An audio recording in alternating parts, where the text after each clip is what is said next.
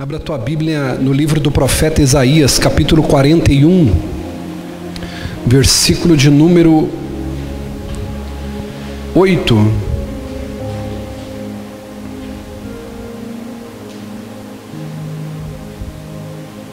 Versículo 7, Isaías 41, versículo 7.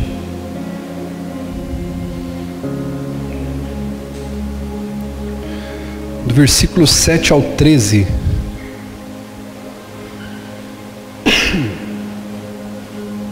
Isaías 41, versículo 7 ao 13. Diz assim o texto: o artesão encoraja o ourives, e aquele que alisa com o martelo incentiva o que bate na bigorna. Ele diz acerca da soldagem: está boa, e fixa o ídolo com prego para que não tombe. Você, porém, ó Israel, meu servo, Jacó, a quem escolhi, vocês, descendentes de Abraão, meu amigo, eu os tirei dos confins da terra, de seus recantos mais distantes, e eu os chamei, e eu disse: você é meu servo, eu o escolhi e não o rejeitei. Versículo 10. Por isso, não tema, pois eu estou com você. Não tenha medo, pois eu sou o seu Deus. Eu o fortalecerei e o ajudarei. Eu o segurarei com a minha mão direita vitoriosa. Todos os que o odeiam certamente serão humilhados e constrangidos. Aqueles que se opõem a você serão como nada, perecerão. Embora você procure os seus inimigos, você não os encontrará.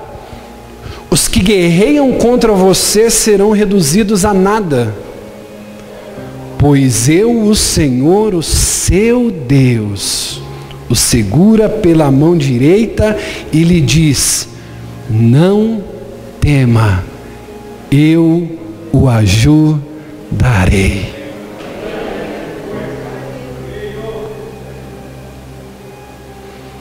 Irmão, a gente podia ir embora só de ler isso aqui com fé. Esse texto de Isaías, precisamente esse capítulo, ele vai falar sobre a idolatria de Israel.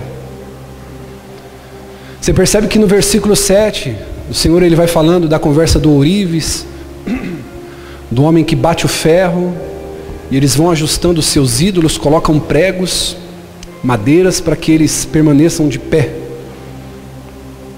E o Senhor diz que eles são um povo separado. Você sabia que você que está aqui essa noite, que tem um coração inclinado a Deus, não você que simpatiza com a fé evangélica,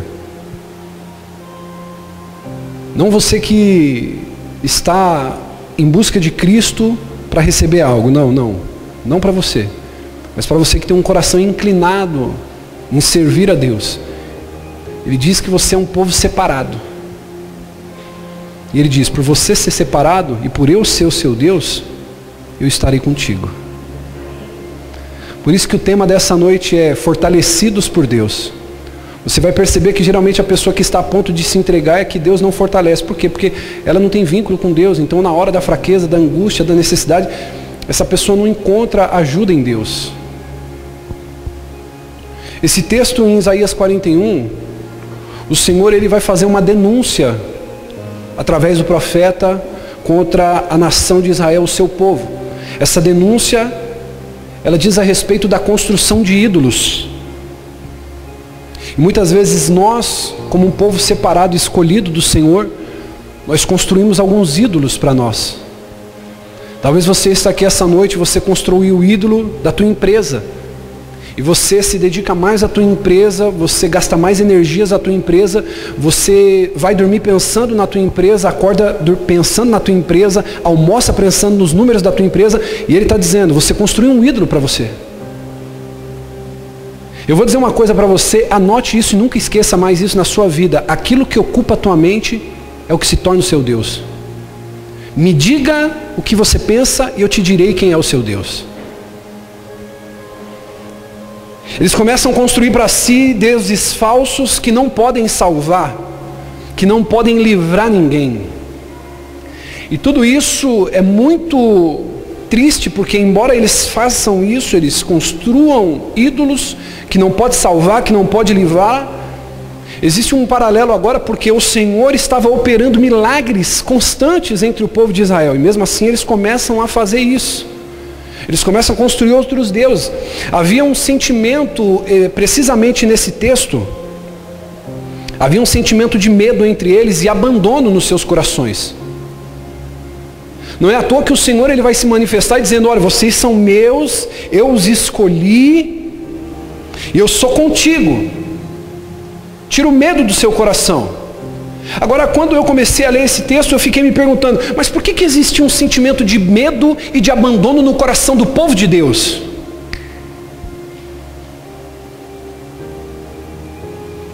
Por que muitas vezes, mesmo sendo servos de Cristo, você sendo uma pessoa que dizima, que oferta, uma pessoa que vem no culto na quarta, no domingo, você muitas vezes procura ser um marido fiel, uma esposa dedicada, por que muitas vezes, mesmo Deus dizendo que é contigo, que é comigo, existe o sentimento de medo e abandono em nossos corações?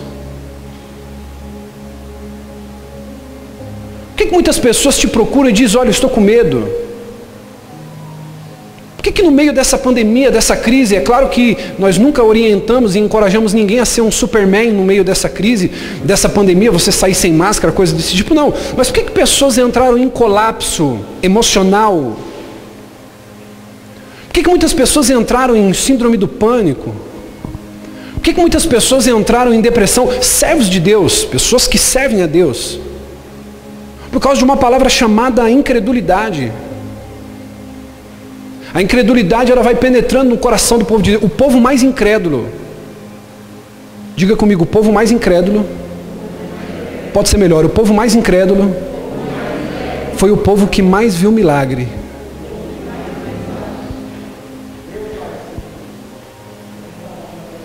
Então a gente começa a perceber que a relação com Deus não é simplesmente só Ele fazer o que eu espero, o que eu peço, vai muito mais além disso. O povo sentia um sentimento de medo e abandono em seus corações, e isso por causa da incredulidade. Agora Deus olhando isso e vendo que eles não teriam para onde ir, Tarcísio, Deus para combater isso, Ele faz uma declaração de encorajamento e de fé para aquele povo. E esse texto que nós lemos no versículo 10 em diante, talvez é um dos textos mais lindos e encorajadores que existe na Bíblia. Por isso não tema, pois eu estou com você. Não tenha medo, eu sou o seu Deus. Por que você está com medo? Eu sou o seu Deus. E ele diz ainda que você tenha medo, eu o fortalecerei, o ajudarei, segurei com a minha mão direita vitoriosa. Isso aqui é tremendo. E se nós não tomarmos cuidado como a nação de Israel, nós vamos dar espaço para o medo. E o medo é um monstro que nos persegue.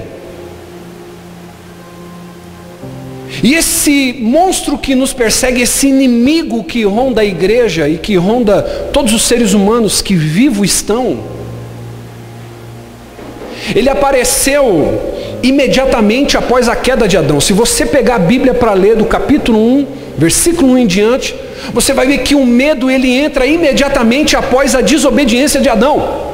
O Senhor aparece para ele na viração do dia, ele se esconde do Senhor, e o Senhor diz para Adão: Adão, aonde você está? Agora eu quero te perguntar uma coisa. Deus pergunta para Adão onde ele está, por quê? Deus sabia onde Adão estava, sim ou não? Então é uma pergunta retórica. Deus é onisciente? Deus é onipresente? Então ele sabia onde Adão estava. Mas por que ele pergunta para Adão? Por acaso ele não sabia onde Adão estava? Não, muito pelo contrário, ele sabia. Porque toda vez que Deus pergunta para você aonde você está, não é que Deus não sabe aonde você está, é para Ele mostrar para você aonde que você se meteu. Ele diz assim, aonde você está? Então ele quer que você caia em si. Lembra do filho pródigo? Ele diz assim, cara, o que eu estou fazendo aqui? Na casa do meu pai? Tem fartura de pão, fartura de alimento. Os funcionários do meu pai estão com uma vida 1000 vezes melhor que a minha. Eu vou voltar para a casa do pai. Então quando Deus pergunta para Adão onde Adão está, não é que Deus não sabia onde Adão estava. É que Deus queria dizer assim, cara, aonde você está? Diga para mim aonde você está. Eu quero que você diga para mim onde você está. E esse sentimento de medo vem desde do Éden. Você já parou para perceber que o medo muitas vezes te priva da aventura de uma grande viagem? Já parou para perceber que o medo te priva do sucesso? O medo te priva de coisas novas? O medo te priva de conquista? O medo te priva da felicidade? E faz de todos nós covardes. A primeira coisa que aconteceu como consequência do pecado de Adão, diga comigo, foi o medo. A primeira coisa que aconteceu foi o medo. Agora, existe uma coisa interessante, quando a fé vence, o medo fracassa. Por isso que eu e você precisamos alimentar a fé, diga, alimentar a fé. Então por que Deus ele nos dá palavras de esperança, palavras de perseverança, como Ele fez aqui em Isaías 41:10, para que a gente possa superar o medo. O medo é uma máxima na nossa vida. E se você parar para perceber, 90% dos seus medos que você calcula na sua mente, eles não acontecem. É tudo coisa da tua cabeça, você fica acreditando, você gera, você constrói algumas coisas dentro da sua mente, mas isso não acontece. Mas você pensa. Então o Senhor, Ele tem alguns recursos para a minha vida e para a sua vida em tempos difíceis, em tempos de dificuldade, em tempos de escassez. E o Senhor ele quer dizer para mim e para você que em tempos de dificuldade, em tempos de medo, Ele nos fortalece. Diga aleluia. Por isso o tema dessa mensagem, fortalecidos por... Olha para 2 ou 3 pessoas e diga assim, nessa noite Ele vai te fortalecer, aleluia. Diga, diga, diga, diga. Então o Senhor ele diz que nos fortaleceria, fortalecidos. Então a nossa força não vem da oração milagrosa do pastor da igreja.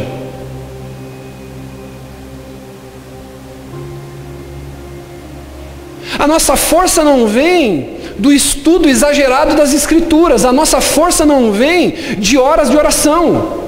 A nossa força vem de quem? De Deus. Então o que você precisa não é de mais um culto de avivamento, de mais um culto de libertação, de mais um culto de vitória, de mais um culto de milagre. O que você precisa é ser alcançado pelo amor do Senhor e ser fortalecido por Ele. É isso. Por isso que Paulo vai dizer em Romanos capítulo 12, versículo 2: ofereçam, pois, a Deus um culto racional, não um culto espiritual. O culto que agrada a Deus não é o culto espiritual, é o culto racional. Ofereçam seus corpos como sacrifício vivo. Isso só alguém racionalmente pode fazer. O culto que agrada a Deus não é o que você cai aqui dentro, mas é o que você fica de pé lá fora. O culto que agrada a Deus não é o que você fala em línguas aqui dentro, mas é quando você segura a língua lá fora.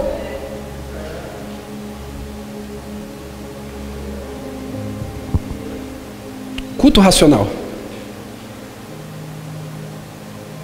E o que nós estamos acostumados dentro da igreja muitas vezes é o que? A histeria, gospel.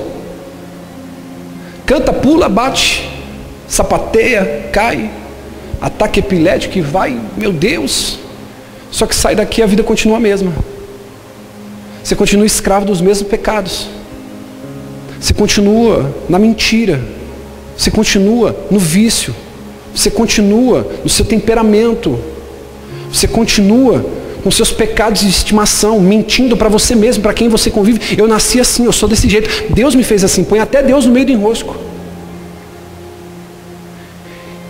e rasga da Bíblia a matéria da teologia que fala da regeneração. Você sabia que todo salvo é regenerado? Ou seja, se você não está vivendo regeneração, não está havendo salvação. Olha para o teu irmão e diga assim: estou entendendo. Quando o Senhor te tira das trevas e te traz para a maravilhosa luz, o que Ele está fazendo? Ele vai regenerar você. Amém? Então diga comigo: Deus que me fortalece. Agora, quais são as maneiras que Deus ele pode me fortalecer? No versículo 10 vai dizer: Ele nos fortalece com a sua presença. E a presença de Deus é algo importante, é algo poderoso. Ele diz assim, ó: não temas, porque eu sou contigo. Diga para 3 pessoas aí, diga assim: Ele é contigo. Ô bispo, meu marido foi embora. Você ainda não está tanto no prejuízo, porque Deus ainda é contigo. Filho, ô bispo, meu filho foi embora. Você ainda não está totalmente no prejuízo. Por quê? Porque Deus é contigo. Bispo, minha empresa quebrou. Fica tranquilo, Deus ainda é contigo. Bispo, fui escorraçado de onde eu estava. Não tem problema, Deus ainda é contigo. Bispo, eu fui enganado, fui traído. Eu tenho uma palavra para dizer para você nessa noite. Não precisa se arrepiar, você não precisa sentir, você tem que crer. Deus ainda é contigo. Quando todo mundo saiu, Ele ainda permaneceu lá. Ah, meu Deus. Ô bispo, todo mundo foi embora, mas teve um que ficou. Ele diz: eu sou contigo.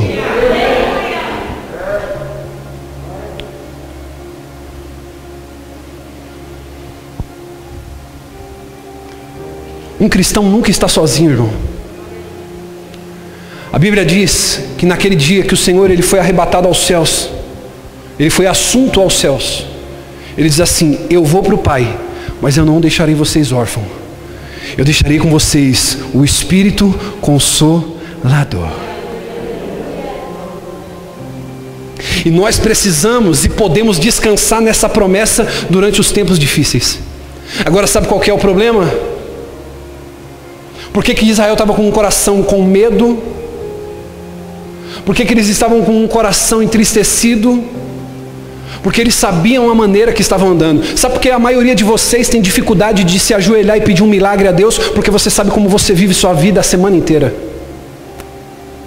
Você chega aqui e você fala assim: Senhor, eu não vou nem pedir porque eu não sou digno.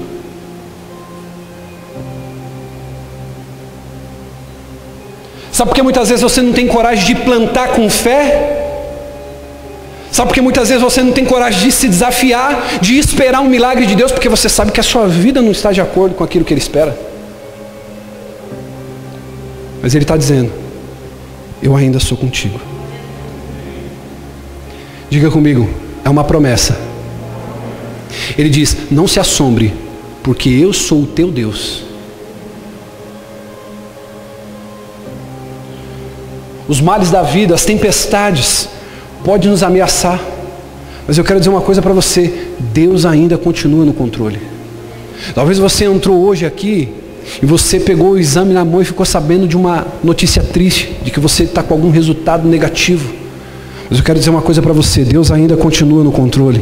Talvez você entrou aqui essa noite precisando de uma palavra de Deus ao teu coração, porque a crise chegou em casa, você está com dívidas, você está com problema no casamento, as coisas saíram do seu controle, e eu dou glória a Deus que saíram do seu controle, porque quando você perde o controle, o Espírito Santo coloca a mão nesse volante e Ele entra no controle de todas as coisas, e Ele insiste em te dizer essa noite: eu ainda sou contigo.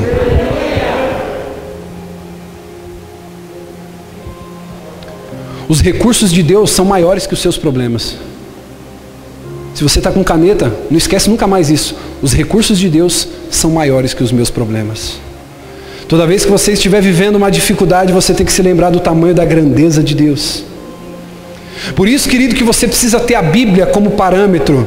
Sabe, irmão, você precisa ter a Bíblia. Ame a Bíblia, leia a Bíblia, coma a Bíblia, cheire a Bíblia, abrace a Bíblia, deixa a Bíblia na cabeceira da tua cama. Por quê? Porque quando o dia mal chegar, não vai ser profecia, não vai ser revelação, não vai ser instrumento de cântico, não vai ser nada que vai livrar você do medo. Vai ser a palavra de Deus que diz: meu filho, eu ainda sou contigo, a promessa está de pé e você vai passar por essa prova.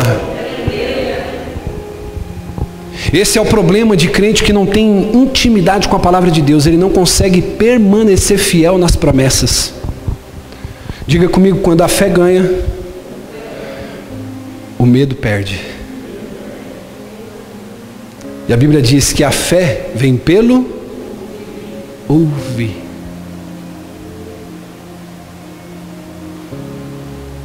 Posso te fazer uma pergunta? Com honestidade? Quanto tempo você passou olhando para o teu celular hoje? Se a gente tirar 10%, vamos colocar aqui, 3 horas. 3 horas, 10% de 3 horas dá quantos minutos? 3 minutos? Você conseguiu hoje pegar por 3 minutos a palavra de Deus? Eu vou dizer uma coisa para você, meu irmão. Será que essa semana você conseguiu pegar 3 minutos pelo menos? De segunda até aqui? O Senhor, Ele quer dizer para mim e para você, deixa eu falar, tá bom, querido? No final a gente conversa, tá? Enquanto eu prego, você fica em silêncio, tá bom, filho? Aqui funciona assim, amém? Enquanto o pastor prega, você fica quietinho aí, se você quiser, você dá um glória, um aleluia. Amém, igreja? Amém? Então, irmão, a Bíblia vai dizer que o Senhor te fortalece, por mais que você ainda pense que você não merece, amém? Diga amém por isso. Quando a fé ganha, o medo perde. Diga, o medo perde. O Senhor diz que nos fortaleceria com a presença dEle. E é isso que eu quero encorajar você nessa noite. A você refletir e pensar sobre como tem andado a tua intimidade com o Senhor. Ser fortalecido por Ele. Receber dEle. Permanecer nele. Diga, Ele me fortalece com a sua presença. É a primeira maneira que Ele vai nos fortalecer. Lembra quando Ele foi atrás? Irmão, sabe o que eu acho interessante quando eu olho para Adão? Eu olho para Adão e vejo que Adão estava se escondendo de Deus. É bonito, em teoria, eu não estou aqui para discutir teologicamente louvor, mas é bonito, em teoria, o louvor do Thales. Eu escolho Deus, eu escolho ser. Irmão, isso na prática é uma mentira. Isso na prática é uma mentira, irmão. A gente não escolhe Deus. Você escolhe um tempo mais no celular, você escolhe um tempo mais na Netflix, você escolhe fazer hora extra. A gente escolhe várias outras coisas, mas Deus é a última coisa que a gente escolhe. Se Adão tivesse nos dias de hoje, ele ia falar assim, Thales, não grava essa aí, cara. Ou muda a letra. Porque a gente não escolhe. E ele vai dizer, não fostes vós que me escolheste, mas eu que escolhi a vós, para que vá e dê muito fruto, e que esse fruto permaneça. Não foi eu e você que o escolhemos, mas foi Ele que nos escolheu. Ele nos amou ainda quando éramos pecadores. Aí eu fico pensando assim, como tem gente que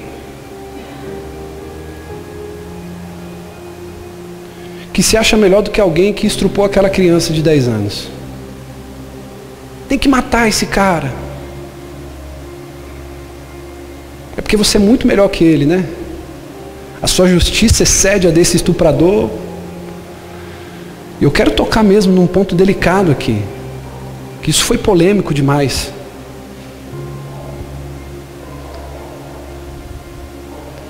E sabe, querido, você expõe a sua tolice quando você fala demais. Ô bispo, por que o senhor não diz o que você pensa? A gente às vezes quer saber lá na internet. Quem diz que eu sou obrigado a querer ter um ponto de vista sobre tudo? Mas a verdade é, querido, onde estão os cristãos? Genuínos, autênticos? Pergunta aí para o seu irmão, diga assim, aonde estão os imitadores de Cristo? Pergunte para ele.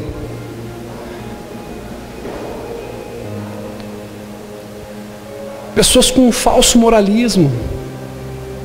Você já parou para perceber, irmão, que todo mundo tem alguma coisa a dizer? Se você sempre tem alguma coisa a dizer, eu sinto muito em dizer para você que você se enquadra no que a Bíblia diz de tolo. O tolo sempre tem alguma coisa a dizer. Ele sempre quer dizer sobre um assunto, ele sempre quer falar sobre um assunto. Posso falar isso aqui? Não, isso aqui não dá não, isso aqui é meio pesado, acho que não vai dar hoje não. O cara levantou de manhã, nem a cama arrumou e quer falar sobre moralismo na internet. Você mora com teu pai, com a tua mãe, você não lava um copo. Você não tira um saco de lixo do banheiro para jogar no lixo lá de fora. E quer falar de moralismo na internet.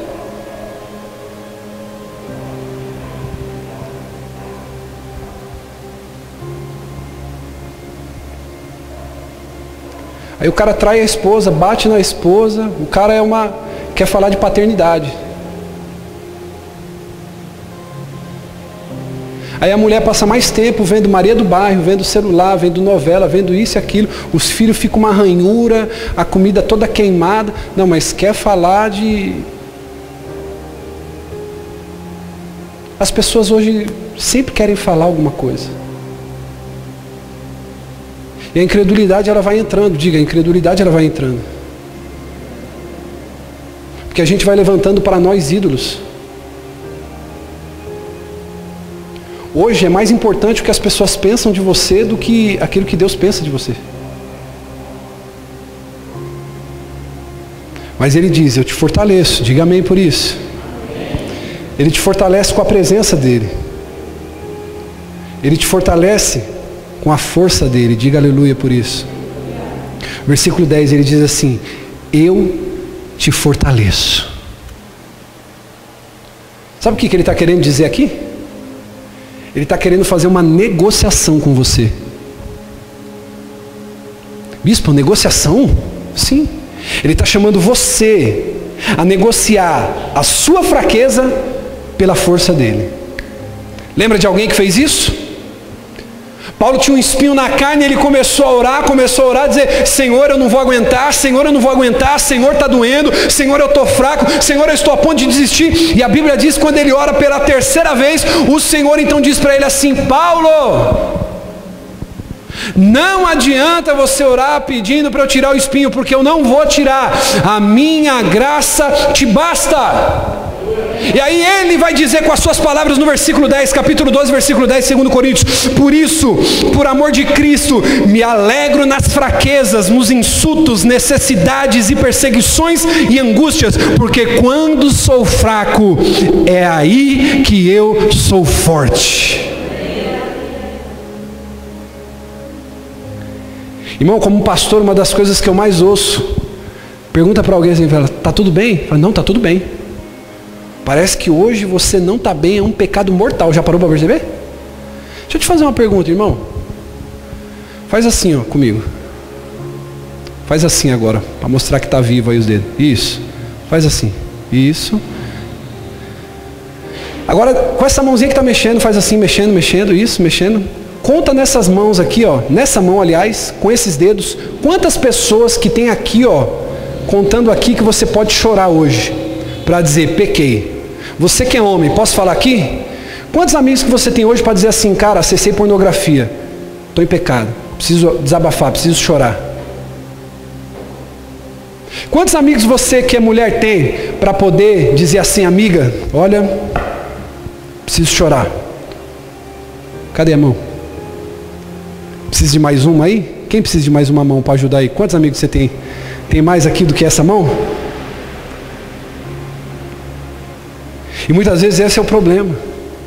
A gente hoje vive numa sociedade de muita aparência, de aparência extrema. Você entra, querido, em alguns perfis da internet e você vê que as pessoas criaram um ídolo dela mesma. É o corpo, é o trabalho, é a empresa, é a beleza, é a moda, é a make. E vamos criando ídolos. E vivemos uma imagem de que a gente não pode falar. Esses dias eu estava pensando, enquanto eu estava orando, eu falei, Senhor, aqui eu estou despido na Tua presença. É tão bom me sentir eu mesmo. E muitas vezes o problema da religião é isso. A religião, ela vem para tirar a nossa humanidade. A gente não pode falhar mais, a gente não pode errar mais, a gente não pode saber sobre um assunto. Esses dias eu estava me perguntando, eu falei assim, Senhor, mas a cobrança é tanta em cima de um pastor, que eu já não posso mais dizer, ó, eu não sei sobre isso, eu não sei, eu preciso ver, eu preciso estudar, a gente não pode mais. Vemos um tempo de perfeccionismo. E o Senhor, Ele está nos chamando a dizer o seguinte, olha, assuma a sua humanidade. Assuma a sua humanidade, você é falho. Você vai ter hora que você vai se cansar. Olhe para alguém que está do seu lado e diga assim, vai ter hora que vai cansar. Principalmente homem, homem não chora. Homem chora, irmão. Homem chora. Homem sente medo. Só que muitas vezes nós fazemos o quê? Viramos especialista em sustentar uma máscara, em sustentar uma posição, em sustentar uma aparência de que vai tudo bem, quando na verdade vai tudo mal. O Senhor está dizendo assim, eu te fortaleço, negocia comigo. Enquanto você quiser se fazer de durão, enquanto você quiser se fazer de durona, eu não posso tirar a tua fraqueza para colocar minha força. Lembra do que diz em Efésios capítulo 5, versículo 11? Se tem alguém que gosta de Bíblia aqui, vai saber. Ele vai dizer assim, e eu vos digo, não vos embriagueis com vinho, aonde há contenda, aonde há inimizade, mas, pelo contrário, enchei-vos do Espírito Santo de Deus. Ora, aquilo que precisa ser cheio, precisa estar vazio. E se você está cheio de fraqueza, Ele não pode te encher de força. Por isso, você precisa se esvaziar. Sabe o que é oração? É alguém falando com Deus de mãos vazias.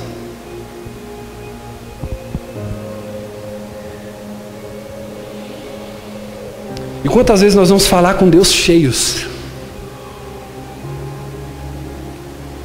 Bispo, o que é oração? Oração é falar com Deus assim, ó. Sabe por que é difícil orar? Porque orar nos humilha. Orar trabalha a nossa humildade. Deus, eu preciso. Deus, eu não consigo. Deus, vai na frente. Deus, abre as portas.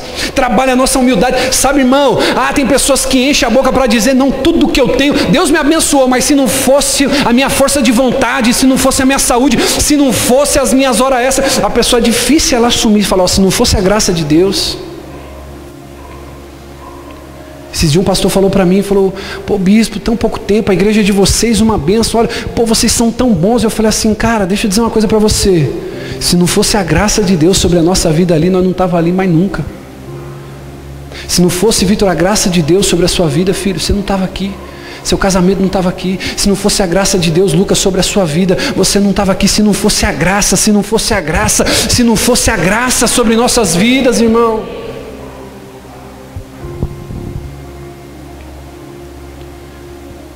Essa transação, irmão, de negociar com Deus, de depositar sobre Ele as nossas fraquezas. O que Jesus diz em Mateus? Ele diz, vinde a mim todos que estáis cansados e sobrecarregados, e eu vos aliviarei. Olha aqui para mim, redobre sua atenção. Ele não diz, vinde ao pastor, vinde ao bispo, vinde à igreja, porque você sabia que tem pessoas que vão à igreja, mas não vão a Cristo?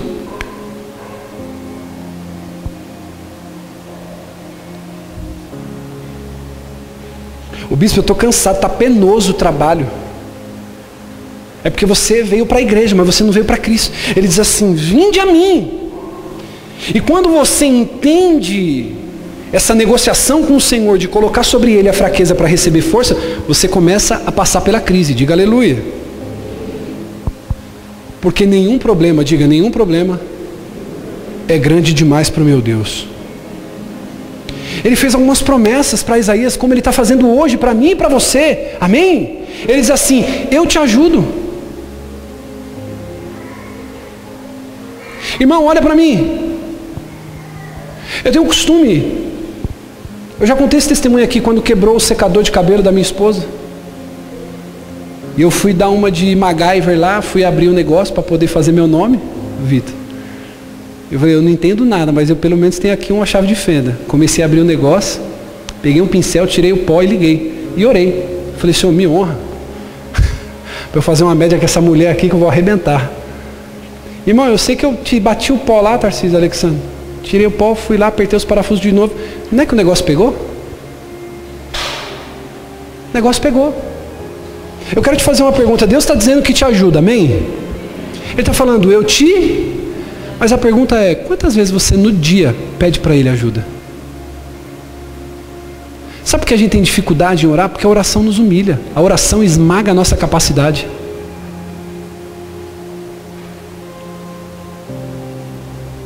Irmão, às vezes tem lá 30 pessoas para fazer a entrevista. Aí você muitas vezes sai de lá confiante, né? Falando, caramba, não, é porque eu cortei o cabelo. Não, é porque eu fiz aquele curso. E você esquece de ouvir o Espírito Santo dizendo no seu ouvido, sussurrando assim, meu filho, eu te ajudo. Eu te sustento com a minha destra. Diga aleluia. Escute isso, irmão. O Senhor, Ele cumpre algumas promessas que Ele faz. Amém? Você não está prestando atenção no que eu estou falando. Você não pode dar amém se você não está prestando atenção. Você vê o problema de você ouvir sem prestar atenção? Que você dá um amém para uma coisa que não é verdade. O Senhor cumpre algumas promessas que Ele te faz, amém? Isso é uma mentira. Porque Ele não cumpre algumas, Ele cumpre todas. Números capítulo 23, versículo 19.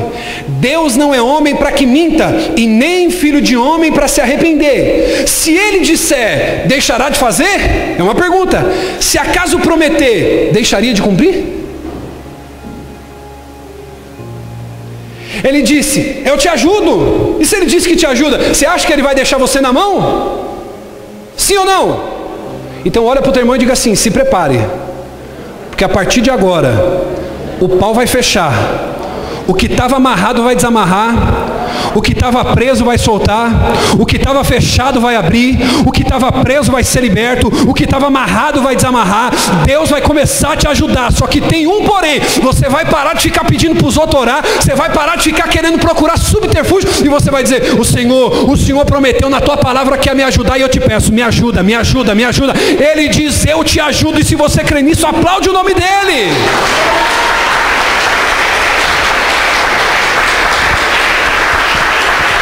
Abre para mim aí, filho, Hebreus 10, 23. Olha o que ele vai dizer, Hebreus 10, 23.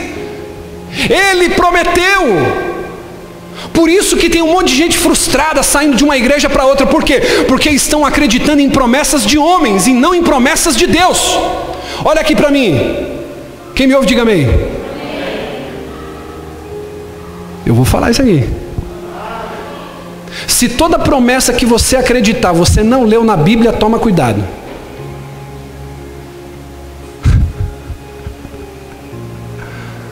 Ô bispo, mas o pregador estava cheio do Espírito Santo. Talvez ele podia estar emocionado. Eu já preguei emocionado aqui tantas vezes, irmão. E emociona pregar, não emociona? A gente se emociona. Hebreus 10, 23. Apeguemo-nos com firmeza à esperança que professamos, pois aquele que prometeu, fiel. Ele é fiel.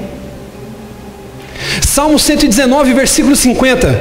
Este é o meu consolo no sofrimento, a tua promessa me dá vida. Olha isso, irmão. Você precisa confiar, diga eu preciso confiar. Não importa a circunstância.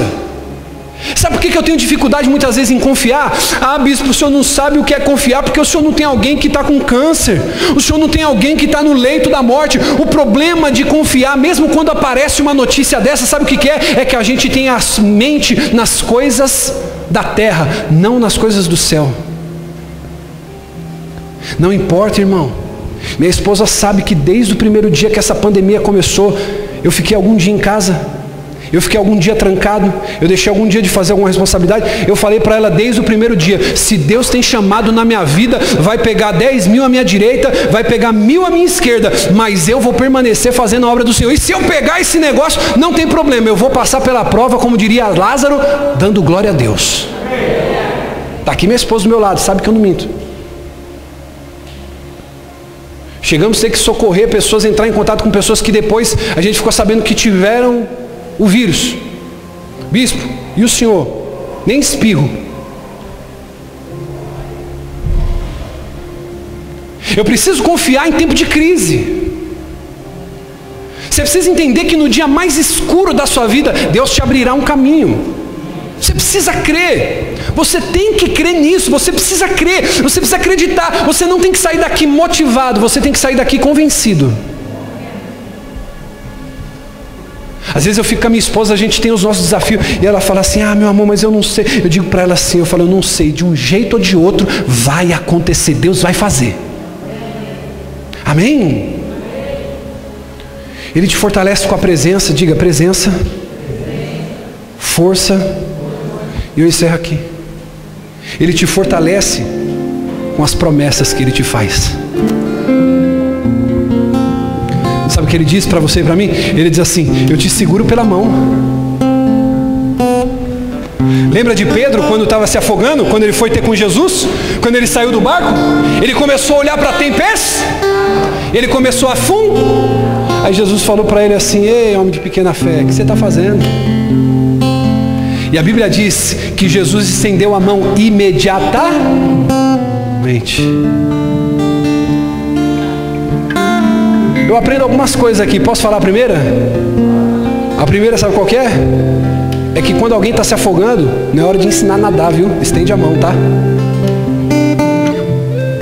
Tem muita gente que é assim, a pessoa está se afogando, ela diz: mas eu não falei para você não fazer? Quer ensinar a nadar na hora que a pessoa está se afogando. Jesus podia falar para Pedro: ei Pedro, por que você duvidou no meio do caminho? Não, a Bíblia diz assim, que ele imediatamente estendeu a mão. Por isso eu te digo uma coisa: se você pode ajudar, ajude. Se você não pode, não diga amanhã, depois, não. Quem precisa de ajuda, precisa na hora. E ele diz: eu te seguro pela mão, não temas, eu te ajudarei. Agora deixa eu dizer uma coisa para você: Deus sempre cumpre as suas promessas. Lembra lá em Gênesis, quando Adão falhou, ele pegou uma folha de figueira e se cobriu. O que o Senhor fez? Ele pegou as vestes de um cordeiro, ele pegou a pele de um cordeiro, e quando ele vai dar sentença para o homem de que trabalharia com o suor do rosto, e de que a mulher daria luz com dores fortíssimas de parto, ele diz para a serpente: vai vir alguém que vai te esmagar a cabeça. É uma promessa. Falou: serpente, fica tranquila, você quis bagunçar o meio de campo do meu projeto da criação, mas vai vir alguém. E se cumpriu lá em Lucas capítulo 1, versículo 26. No 6º mês, Deus enviou um anjo Gabriel a Nazaré, na cidade da Galileia, uma virgem prometida em casamento a um homem chamado José, descendente de Davi.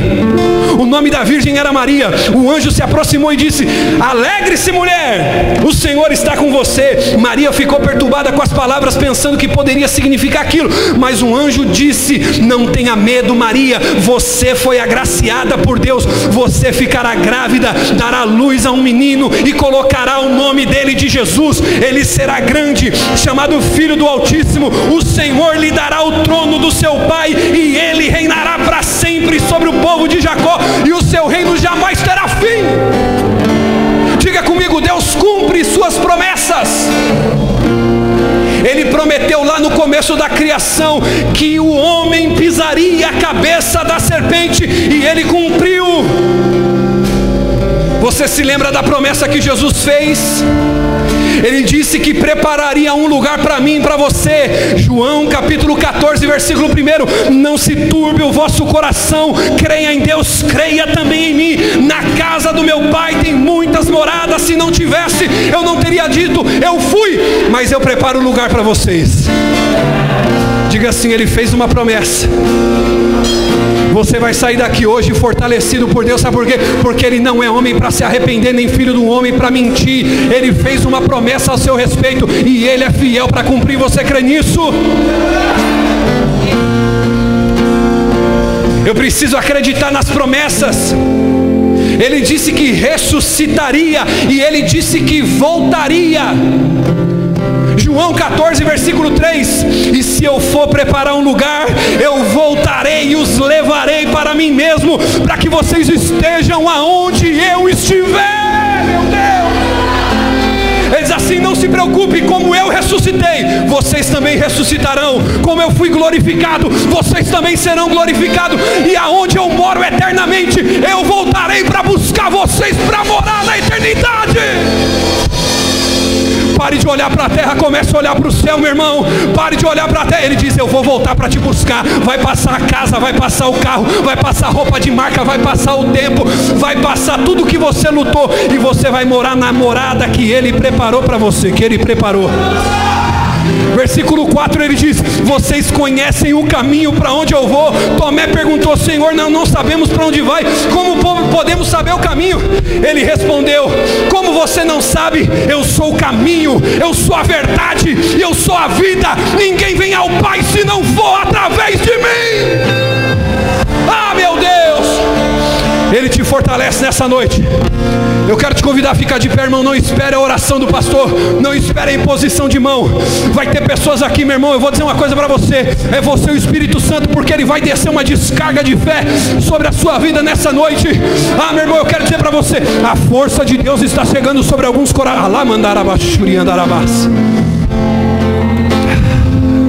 Ele diz para você, meu irmão: eu vou voltar para te buscar, para você estar onde eu estiver. Deixa eu dizer uma coisa para você.